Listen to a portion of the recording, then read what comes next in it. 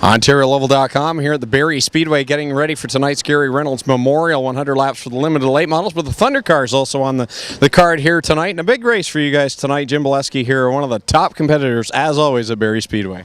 Yeah, it's going to be it's a big night. You know, everybody wants to win and dedicate it to Gary. You know, but I think just the people showing up so far is a testament to the man. You know, he had a lot of respect. Now, when you have a big event like this, and maybe some outsiders come in to race, sometimes guys lose their heads in races like this, and I'm sure as a veteran, you know what it's all about. Do you approach this race maybe a little different than a regular night of racing?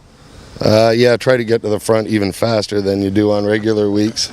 We have a couple gate crashers tonight. They're good guys, but you know, between myself and Rick Walt, there's 11 points between us with 3 nights left, and we don't need anybody extra getting in the way and deciding our fate, you know. So it's just be smart and just plan it out. Don't make any bonsai moves and watch out for the other guys.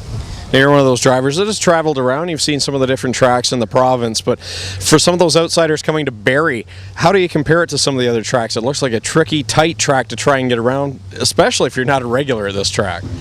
Yeah, it is. A lot of guys seem to have a problem with turns 3 and 4.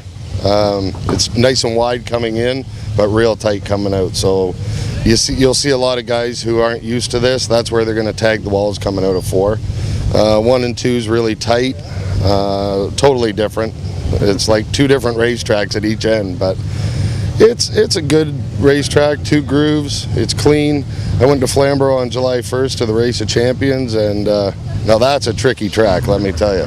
That hump they have on the inside, I couldn't figure that out, man. In 500 laps, I wouldn't have figured it out.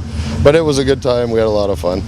Now, to have the success that you have, it takes a lot of good people and sponsors to get you to the track. Who would you like to thank?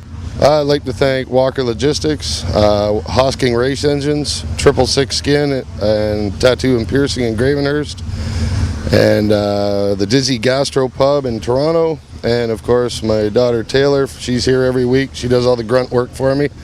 And Danny, he's another crew member. He's the engine builder's brother. And that's about it.